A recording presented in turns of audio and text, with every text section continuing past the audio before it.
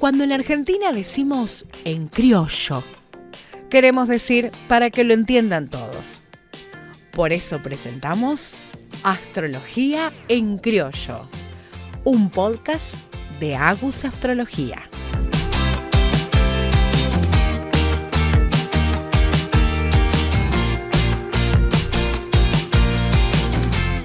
Welcome everyone to Astrología en Criollo. This is a very special episode because this is one of my first episodes in English.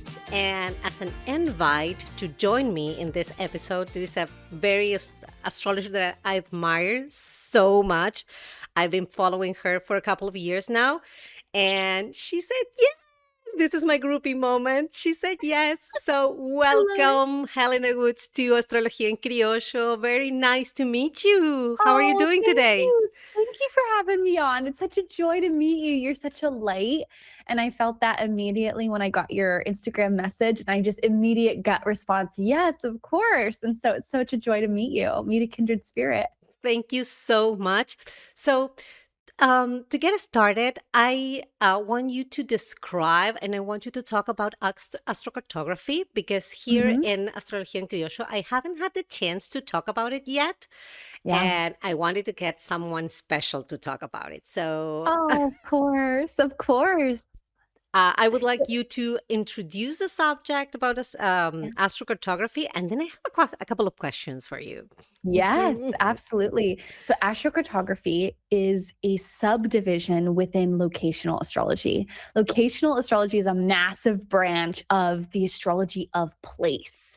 So just as we have a birth chart that shows us our promise of our life, our blueprint, what we're here to do, our talents, all the things, we also have our best places in the world. We have a map that shows us where events, stories, energies, planetary influences are for us.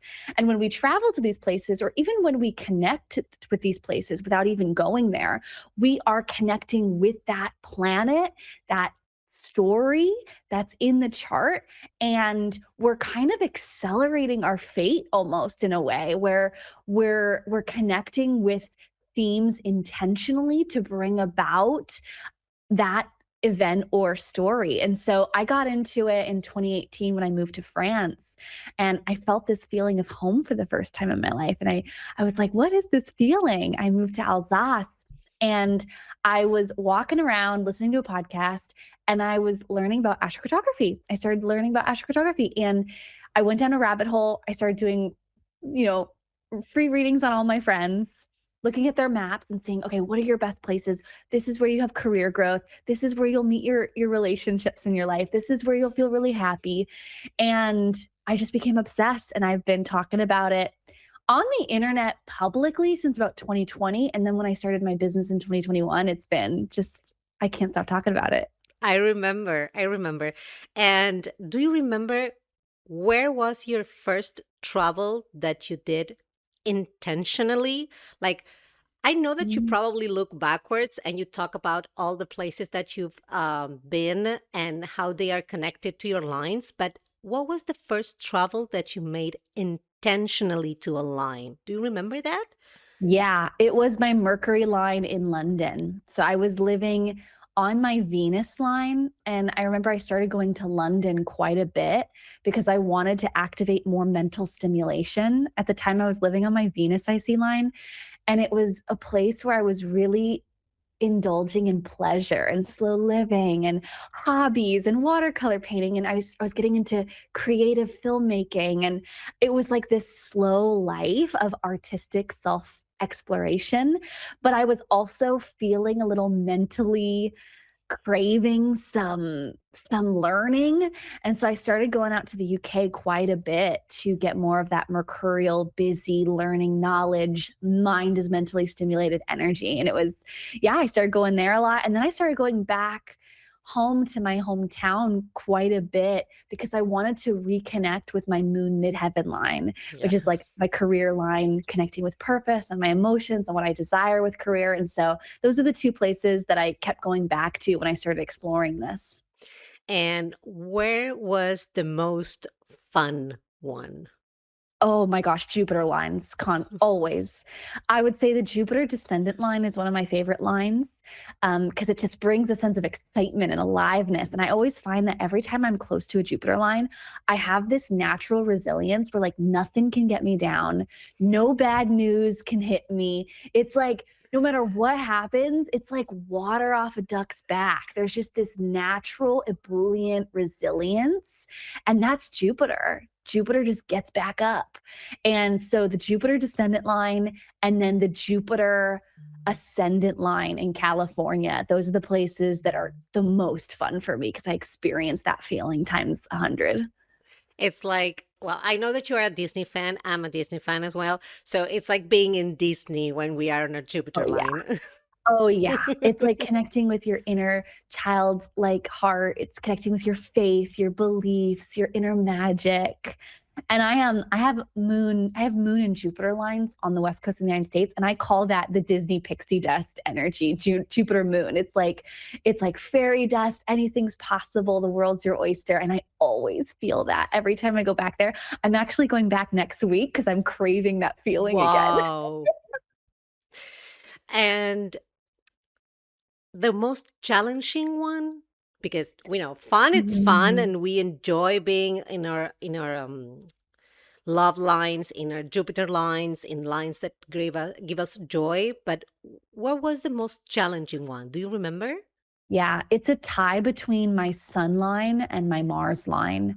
So on my Mars line, I always feel really impatient and irritable. And Mars is a planet that represents speed and fast and anger and aggression and drive.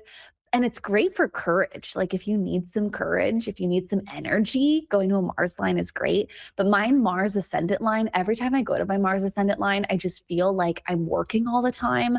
I have so much energy every day that I want to fill every minute of the day. And I really don't like that. I'm a Taurus. I appreciate the slow life.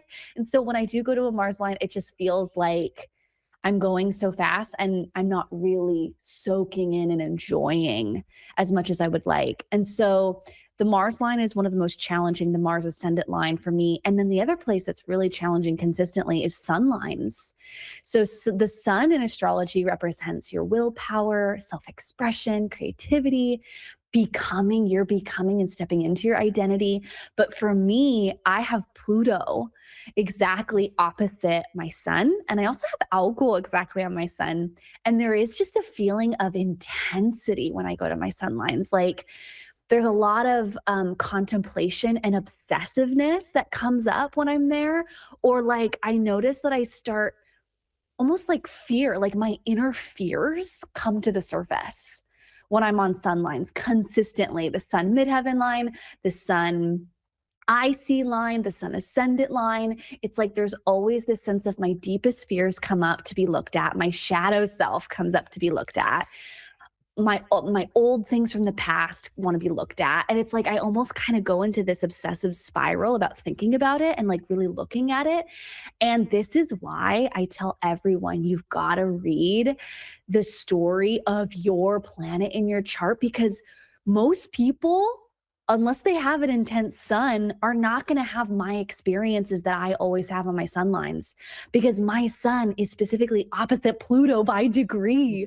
Like it's intense. And so this is why you've got to look at your own planets and read the health and condition of the planet to see, is that a good spot to live? Or is that maybe a place you might want to go to on a trip, but you won't want to live there? Is this is something that you described a little bit when you were in Dubai, like Mhm. Oh, the yeah. feeling like you assured that nothing was going to happen to you because nothing happened to your chart, and it was true, but Yeah. like it was tense to be Oh, there yeah. at that Oh, yeah. time. And I've been many times, and it's consistently tense. Like the last time I was there, a war broke out. And so that was like a literal Yeah. description of that. But the other two times I was there, it was like I had health issues the time before that. And also, I have the sun conjunct the south node in my birth chart. And Oh my so God. the south node's on my ascendant in Dubai. And so getting sick, having physical body pains, having to go to the doctor, feeling tired, drained, right? And then it's also just Yeah, it's like just not feeling fully like lit up as much as maybe someone who has a really healthy, nice sun. I'm very afraid to go to my Venus line because I have Mhm. Venus in Aries and it's Mhm. conjoined with Mars by Oh, okay. degree. So Oh, both of them wow. are in the 18th degree of Aries. So Yes. it's like, I don't know if Venus line is going to be that Mhm. well for me when you talk I'm about this. And read first your birth chart, read first your natal promise, read first what the planet is telling you. Yeah. And I was like, okay, probably Venus is not going to be that good for me.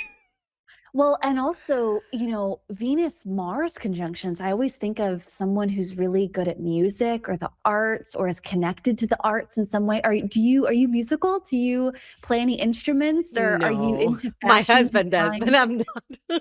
Oh, okay. Or maybe creative? Are you creative at all? Yes, I'm very creative and I'm Oh, very cool. passionate about what I create. I knit, I crochet Yeah. a lot. And Is your Venus Mars conjunction in the third decan of Aries? What degree is that around? 18th, 18th. 18? Yes, the 18th. Okay. Okay. So you're in the second degree. Oh, that's nice. Very, very powerful, Yes. powerful decan of Aries. Very cool. And But it's very near my ascendant, oh, very okay. near by 8 Yeah. degrees. I wouldn't be afraid of it. I would just think of it as like a place where you might feel really passionate. You might have a lot of energy. It might be a place where you initiate or begin something new in your life. I wouldn't be afraid of going there unless you have some hard transits. Like if you have some transits that's activating and hitting that Venus, well, like Saturn right now, right? Like Saturn's Yeah. going through Aries. So, maybe the next 2.5 years aren't that great, especially when we get to the 18th degree. But, yeah, so I wouldn't be afraid of it forever, but maybe just timing wise, keep an eye on the timing. Well, I know that you time your travels. I know that you have a course about timing your travels. And Mhm. do you remember what transits were activated in some of the places that you went? I remember when you talked about the astrology podcast. Do you Mhm. remember if you planned to go to that Jupiter line by that time? Yeah, I did. Yeah. I planned to go there when I had the Jupiter opposition, but I didn't know what would happen. I kind of went there, kind of like that feeling of $3, 2 bags, one me. Like, I'm just going to go, I'm going to arrive to the city and I'm going to see what magical things the universe has in store, And I go there and I get settled into my apartment. I'm in Tallinn, Estonia on my Yeah. Jupiter descendant line. And I'm like, something magical is going to happen. I can just feel it. And while I'm there, I'm feeling really optimistic and confident. And I remember I did message a few different astrologers that I really liked at the time. And I was like, hey, if you ever want to collaborate, it would be great to meet up because I was just feeling lucky.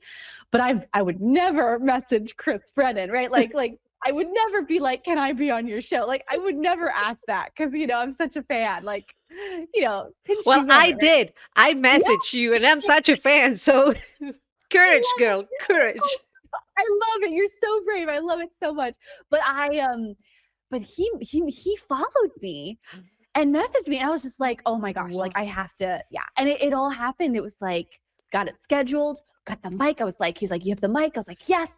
And he was like, let's start organizing the podcast. I was like, let's go. I was just like, it felt like magical. And it's still one of my favorite manifestations. I've had a lot of other manifestations though too, like insane ones. Like one of my biggest ones that I timed was I went out to my sun MC line in Australia when Uranus moved to the degree of my sun. So it was the degree before, and then it applied and hit my sun exactly.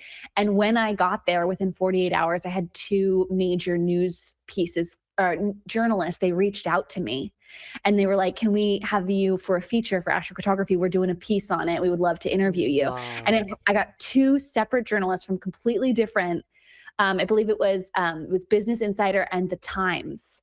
And they just reached out to me within 48 hours of being on my Sun MC line. And I call the Sun MC line the publicity line because it's Yeah. like you're getting publicity either being there or connecting with people who are on that line. And it's so cool because Yes. you reached out to me Yes. and It's so funny. We were talking, and at the beginning, I was like, send me the video recording because I would love to post this on my YouTube channel so that people can find your podcast. And then I ask you, what line do you have in Paris? And you have the Sun MC line here. Yes, I have my Sun MC line in Paris and in London. It goes Incredible. Yes. Incredible. Yes. So you're using, this is an example of you using remote activation Yes. to get publicity and visibility for your podcast. Yes, that was the main objective. Plus, I goodness. really wanted to talk to you, but Of course, yeah. but yes, your grid activation chat was amazing regarding how to use this energy and how to connect with people and how to collaborate with people to go to that line. I'm not Yes. able at the moment to travel. I would love to, but at the moment I really love where I live. Yeah. And the place that I'm at, it's really important for me, for my husband, for my kids. So, but we really enjoy traveling, like go on vacation. And last time I checked, last year we went to Disney, we went to Orlando, and right there we have both our Mercury lines, both Oh of my us. Yeah. I'm not Mm. surprised. That happens so often with couples. Yes, we have Mercury in Pisces, both of Mhm. us, like very, very near from one another. And in Disney, we have our Mercury lines, and it was like, and we took our kids last year, and suddenly they've started talking in English, and we sent them to English lessons, but it was like, they are trying to speak English in Oh a my gosh. place that they don't know. They are fascinated by this, and they um pick up lines, pick up words, and it was amazing. Our eldest has Mercury in Pisces as well. So probably there is a Mercury line for him as well there. But the little Mhm. one has Mercury in Leo. So she was trying to Wow. copy what we were doing, speaking in English. Wow. And it Wow. was amazing, really That's amazing. incredible. Yes. It's a it's And a it's that a yeah. literal example of how astrocartography starts working immediately. A lot of people think that you have to like be there for a while for the line to activate. No, the minute you get within orb, your plane starts coming in within orb. You are getting that story. Yes. And most of the people when I go there tell me that they don't realize that I'm not from there. Like, but you speak English, but you speak well. But it's like, Mhm. yes, but in the place, they do not catch that I'm a Latin. They do not catch that I'm from Argentina. Wow. It's Incredible. And incredible. And you know what I find to be even more important than essential dignity with the planets is the aspects. I tell Yes. this to my students all the time in my locational astrology course. I tell them, if we had to kind of rank what is most important in terms of understanding a planet and its health, my first thing that I'm really considering is the aspects to it. And, there's other things like sect and dignity and reception, mutual reception. But the one that I find consistently works is the aspects. So if we have like a hard aspect between, Saturn or Pluto or Uranus or Neptune, they're making, a tight opposition, a tight square, that's something I'm more cautious. Like if you have a Mercury line and you have a tight square from Pluto or a tight opposition from Saturn, I'm going to be a little bit more cautious, sending someone there to move, for instance, just because of those aspects. I have Mercury in a tight square with Uranus, Mm-hmm. but when I'm there, it's like, okay, I can manage. But Mm-hmm. Mm-hmm. uh, last time, it was the time that we spent the most time. It was over 20 days. And I started to feel like, okay, my mind does not stop. I need Yeah. something to stop it. And Oh, yeah. it was like going and going and going. And by Mm-hmm. the end of the trip, I was like so tired. Yeah. And another thing that happened to me at that place was I did not want social media. I did not want my phone just for taking pictures. Mm-hmm. But I was like, I don't want to talk to people. I want to just like be here. that's what's happened. And I really don't like that place to live, but I really enjoy it when I'm there. Like for traveling, right? Like Yes. Mercury Uranus stuff, it's like, let's go in, have a quick little trip and go back out. It's interesting with the Mercury Uranus square because it's almost like technology overload, like Yes. feeling overwhelmed, or electricity, or like feeling too electrical, right? Like it's overwhelming. And so you need to pull away or cut off. Fascinating. Yes. You know, I feel that with my Mercury line. When I'm on my Mercury line, I have Mercury, I have Saturn squaring Mercury in Yes. my chart. And I notice that I tend to overthink things, or I'm a little bit more critical and perfectionistic of myself on my Mercury line. But I also choose to take more time off from my phone and social media, even though I have Mercury and Gemini. There's something about that square from Saturn, though, that limits, restricts, or makes me overthink or a little bit more critical about what I'm saying. And so that's why, like, I find aspects to be just so important when we're looking at When the story of a place. when you acknowledge that you have Mhm. that transit or that you have that aspect in your birth chart and you are in that line, if you acknowledge it, does it feel different for you? Like, Yeah. for example, like I know that I'm going to overthink things here, Oh, yeah. probably, and like you take tools or anything to try to change that. Yeah. I am a master at my mindset. I do not let fear, I do not let anything stop me from trying to reframe or flip the thought to believe a new belief. And so even if there's a difficult thing, or I'm experiencing something emotionally, I'm thinking something in that moment, I don't allow that to, ruin the moment. I try to see the positive of it. I'm always trying to see the flip side of anything that's challenging. Like, what's the blessing here? What's the hidden lesson I can learn from this here? Oh, Mercury square Saturn. It's showing me that I need to get a little bit better at editing. I need to look at my work one more time before I post it, right? I should be a little bit more perfectionistic and maybe just not blindly send things. And then vice versa. Let's look at it from the opposite angle. I got my Mercury in Gemini. I got to see it from the other side of the Yes. perspective. The other side of the perspective is like, oh, but maybe the lesson that Mercury is trying to teach me is, don't overthink it and just get good at continuing to share your thoughts, even if they're not perfect. Let go of the need to perfect. And so I think that, like, even if you have something difficult in your chart and you go to those lines, or you have a transit, you can always choose to see the beautiful side of it. Like going to my sun line with Uranus and my sun, some people wouldn't like that. Or like going to my sun line and my Pluto line when I had an eclipse hit that point. I remember it was intense, but I also got so much value from that experience. I learned so much about myself and about my life and my past that kind of reset my identity, my self concept, who I am. And that catapulted me to a new beginning in my life, a new up level in my life that I couldn't ever fathom before I had that experience. And so my big belief is like no fear astrology. We use astrology for self mastery, for Yes. our mindset, for acknowledging and becoming the next level of who we are. But we don't let astrology make us be afraid of our future or where we should go. We just choose to get curious and see the different possibilities and angles that something could play out.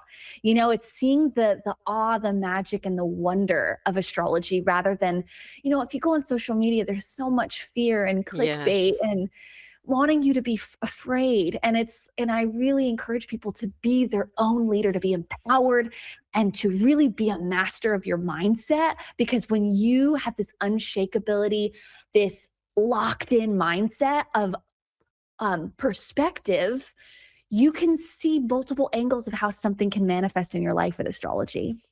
I remember that you said that you have this revelation about astrocartography in your Akashic records. And Mhm. I know for sure that after that, when you started to acknowledge and you started to incorporate astrocartography, you look backwards.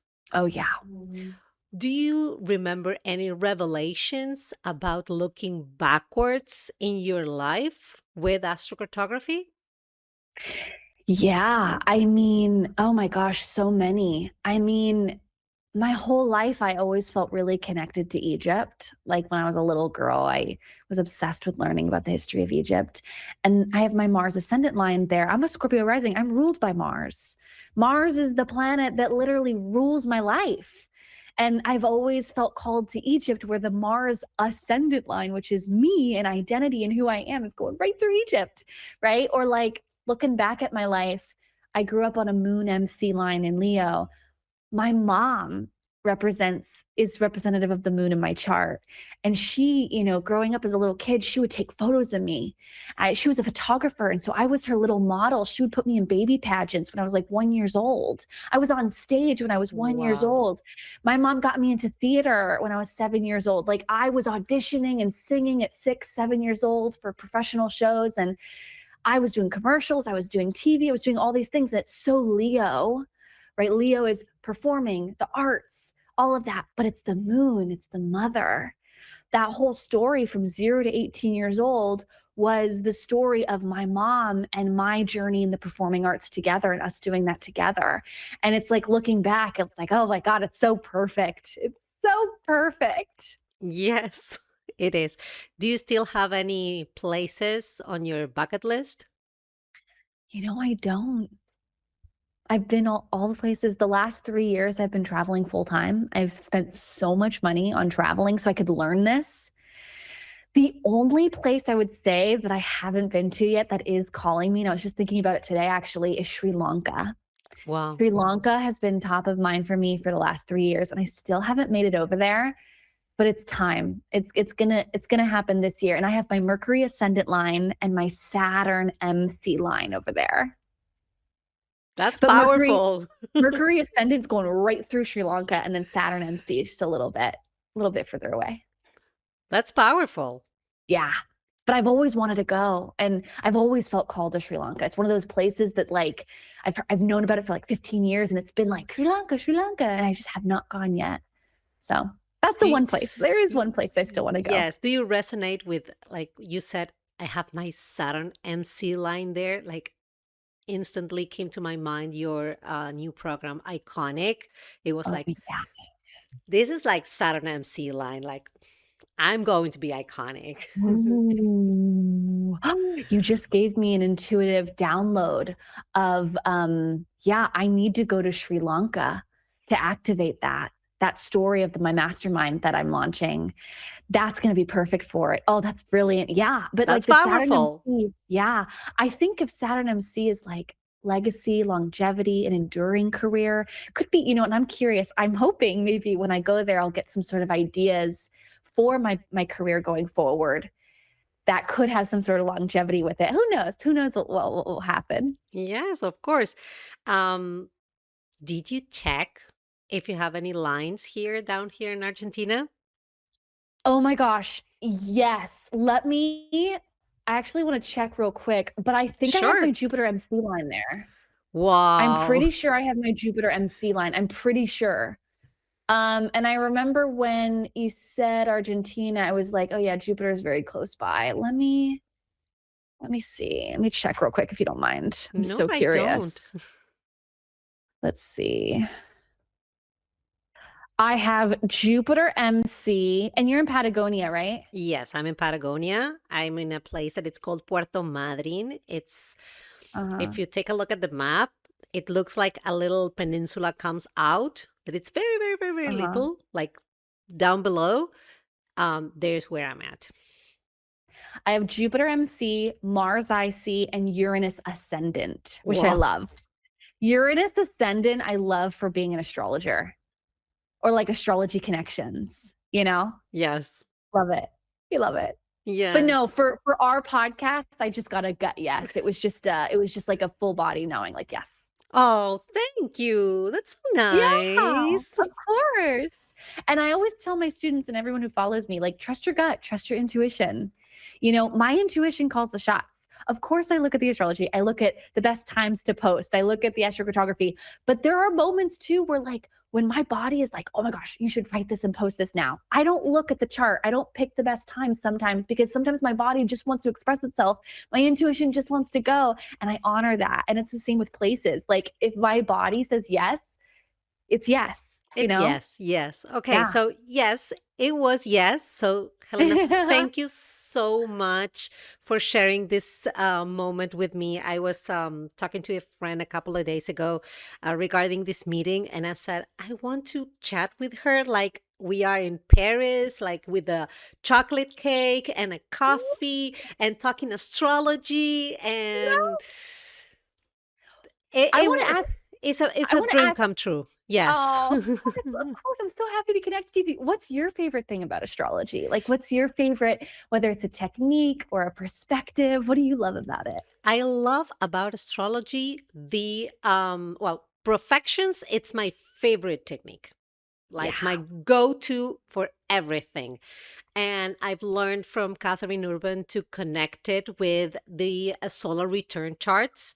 Oh, that was a game changer too. I Mind know. mind blowing, mind Mind blowing. blowing. Yeah. And the place where the Time Lord is in your solar return chart for that year, it's like truly important. So I knew that this year was going to be important for me. Solar returns and perfections are my go to favorites because this year, Mercury was my Time Lord. And it is retrograde and in Pisces in my chart, in my solar return Mhm. chart, very near my ascendant, very near Mm. my sun. So I was like, okay, this does not look that good. But Venus, it's right next to Mercury, and it's trining by Jupiter on in Cancer.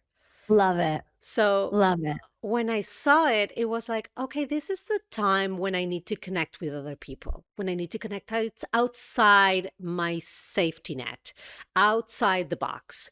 So that technique, the perfections and the solar returns are my favorites because Oh, yeah. I love to plan and I love to know and I love to project through the year with astrology. That is what I Beautiful. love the most.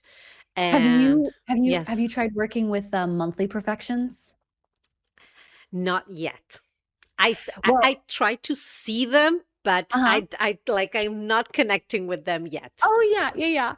The year perfections, those are the main things, right? The Yeah. annual perfections are the main things. But I've started really tracking like the monthly perfections. Do you use Astro Gold or what software do you use? Right now I use Solar Fire and Okay, AstroSeek.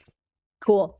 I use Astro Gold and on the annual perfections calculator, you can go through the years, but it'll also show you the months. So it'll show you like what's the time lord for the month.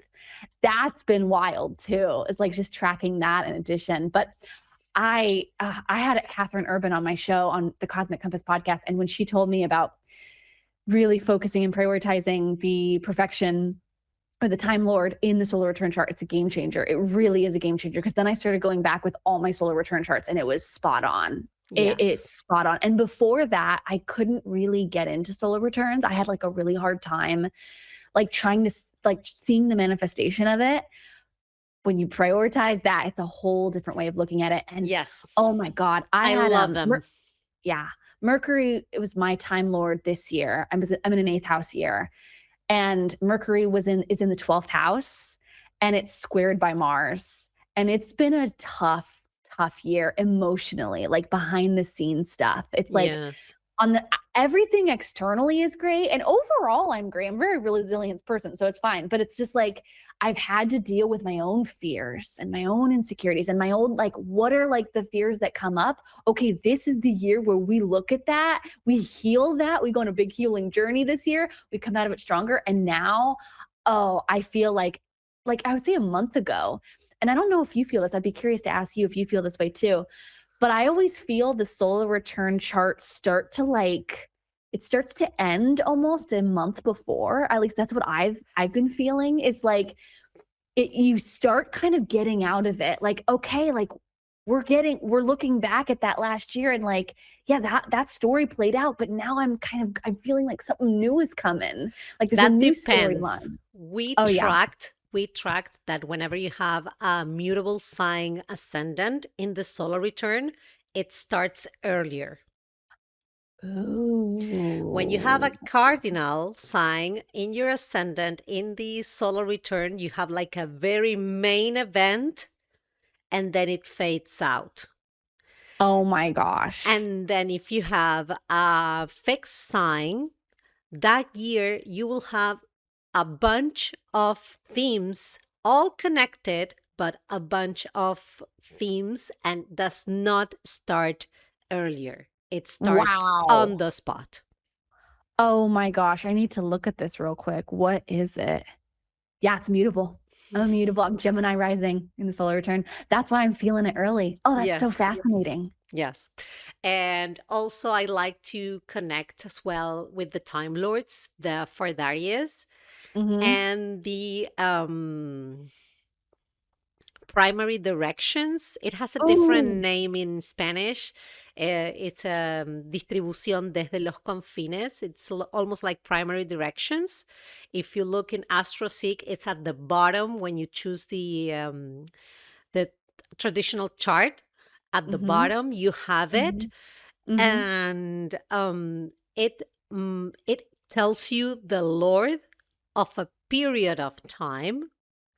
And if you have the same Time Lord in Fardarius, in primary directions, and in profections, that year it's like boom. It shows up like very literally on things. That was my last Wow. year. And Wow. when you have different lords, it will depend on the Mhm. lord of the monthly profections where you get activated. I see. That's fascinating. Wow. Yeah, it's interesting because I'm entering a moon year, ninth house year coming up, and next week I have my new solar return chart, and I'm in a Fadaria. I'm in a moon Fadaria phase too. Fadaria is so cool. I find it Yes. is very consistent. Yes. Often, like if I can't see something in someone's Zodiac releasing, it's there in the Fadaria and the transits. Yes. I'm Yeah. experimenting a lot with zodiacal releasing, Mhm. thanks to you, thanks to Oh, Patrick. But oh. it's a technique that it feels like it's not as clear as the solar return and the profections. It's Mhm. more like, okay, this is going to be something like this, but you need Mhm. to get deeper with the solar return or the transits to Yeah. get what is telling you exactly. Oh, yeah, I never use Zodiac releasing just on itself. I use Zodiac releasing as, like, the starting place, like, okay, where are they in their life biography? What chapter? What section? Blah, blah, and then I go to, okay, let's just look at a glance and see what are some really important markers for the next year or 2, and I find those months, I find those weeks, and then what I do is I will then open up the transits for those time periods that I've highlighted, and I will look and see what exactly is happening for this person at these times. But I find it out releasing if you cross reference it with the houses in the chart. So, like, if you're in an Aries year in the Zodiac releasing on like a level Yes. 2, look to see what house you have Aries in your chart. It's going to bring up that story or that theme. Wow. I've started using that. I've had a couple astrology friends of mine that told me that they use that technique, and so I've started using that, and it works pretty consistently. One of the things that we are going to talk about with Patrick Watson is he developed Nutepso, the Ooh. astrology software using AI. Oh. And Oh. there is a spot that he managed to create with zodiacal releasing that it's a little box that all on its own will mark which are the top peak periods of your life and which are the periods that are not that good for you. So Yeah. it's color coded. So he Oh my says god. that whenever he has Taurus in his zodiacal releasing, doesn't matter if it is a peak period or a build Uh-huh. up, doesn't matter. Whenever he Uh-huh. has Taurus, it's going to be great for him. But whenever he has another sign, I don't remember which one, it was in his last video, he knows that it's going to be a little bit down period or a very much challenging period for him Yeah. just for looking that box because it Wow. is like marked. And he knows that if it is purple, it's going to be bad. And if it is red, it's going to be great. Oh, I love it. You know, Patrick Watson, he's such a genius. He's so brilliant. I've read some of his blog posts on style releasing and how he did an experiment where he switched law to fortune and law to spirit. And I would love, I'm going to have to email him to see if he could come on my podcast, because I would love for him to talk about his Yes. experiment with style releasing and switching the lots. Because I think it worked with there's like Yes. some people that he did some research on and it worked for them. But he's a genius. He's so brilliant. He's like the OG, you know? It's so Yes. cool he's coming out with an AI app. I didn't know that. That's so cool. Yes. And he Wow. called it Netepso because Netepso was one of the first astrologers in Egypt. Wow. So he intends to develop the AI so you can talk to an astrologer when you talk to Netepso. Oh my God. Amazing. It's amazing. How do you feel about AI and how AI is kind of going to come into the astrology sphere? What do you think of it? What are your thoughts? I have an episode on the podcast. It was last Cool. Thursday. We talked Cool. about it with a friend that lives in Spain, Mhm. and he's an Aquarius rising. He's all for it about All the for it, yep. astrology. Yes, about the astrology and the AI. I feel like either way that the AI it's going to be useful for astrology, it's not going to give us the human contact. Yeah. So you're going to need an astrologer, not for the interpretation, but you're going to need an astrologer to understand how does it relate to your own life and Yeah. how this tool can accompany you and go Yeah. with you hand by hand. Yeah. I'm trying to develop a technique not only to read a solar return chart for a person once a year, but to go with her or him all along the year, side by side, telling him, okay, this is your best month. This is not going to be so nice to you. So trying to use astrology as a therapy for the person to understand and to embrace that probably we're going to have difficult times. So Yeah. let's go for them in a way that we understand what is happening. I have a Yeah. Gemini moon. I need to understand feelings and I need to understand emotions. So I believe that AI it's going to be helpful in knowing a lot of things and understanding and be more accessible to everyone and to speed up the knowledge. Yeah. But for the human touch, you're going to still need an astrologer. Yeah. You know, one of the things I've been sensing psychically is that the information, everyone will have the information. Yeah. But it's that connection. Can you hold space for your clients? And I think the astrologers that are going to really do well in this AI age are like people who can hold space, people who can connect, you know, people who care about their clients' Yes. lives, that emotional caring about people. That they Those ask are the- you, okay, how are you doing? I remember that you said this to me. I Yes. remember you said that. How are you Yeah. transiting it? Are you Yeah. okay? Do you need a Yeah. hand? Do you need Yes. an ear? Yes. And I just signed up for a life coach certification. It was very expensive, but I signed up for it because I know all the tools. I know I'm good at connecting with people overall, but it's like I want to be able to be that mentor, that Yeah. safe space that you can contact me at any time and I'll help you. And so I started offering 6-month packages with my clients. So like I have a client call later tonight and she's one of my 6-month clients where like I help her plan her launches, time her travels, but also when she's having a hard time in her business and some stuff's hitting the fan with her company, she can come to me at any time. Like she texted me this morning and say, hey, can I get an emergency reading today? Yep, I'm available for you. I'm here for you. And it's like, I'm able to get to know her chart just as much as I know my own chart. Yeah. Because when you work with someone for 6 months and you're there on call for them, you get to know the ins and outs every day. I talk to her via Telegram every day. I know what's going on in her life and how she's feeling. And I'm able to create a system where I can track her transits and know what's coming next. And it's like that caring, that holding space, that I think is the future of astrology. If you're a practitioner and you work with clients, I just think I'm really excited for that kind of phase of astrology to get even bigger. I do that with my own therapist. I have a bioenergetic therapist with me, and we exchange meetings. And it's been almost 2 years that we are together, and I read her birth chart and solar return and everything, and we go by in monthly basis. We see each other every month, and she it's my therapist, but at the same time, I'm her astrology therapist. Yeah. And I help her with that.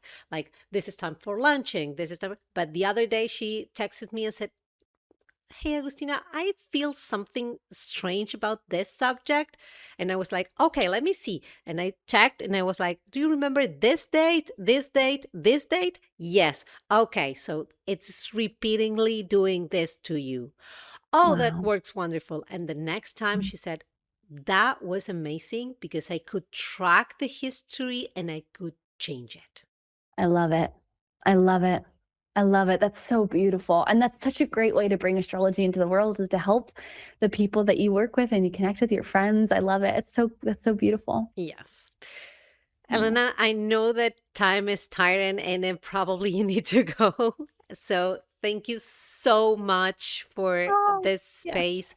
It was wonderful to chat with you, to connect with you. You're a kindred spirit for sure. Oh, yes. Thank you so much. It was it was a dream come true to me. So thank you so much for being here in Astrología en Criollo. That's great.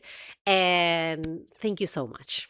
It was so wonderful chatting with you, and I love talking astrology. So thanks for having me on your show. And maybe someday I'll see you in Patagonia. Patagonia is one of those places so beautiful. You live in such a beautiful part of the world. So I'm sure we'll connect at a conference or wherever. We'll see each other someday. Whenever you want to come here, just let me know. We have whales here. We have penguins. We have sea lions. We have a lot of animals that you can go to see in nature spaces.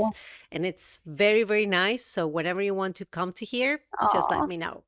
Thank you. Thanks, Agustina.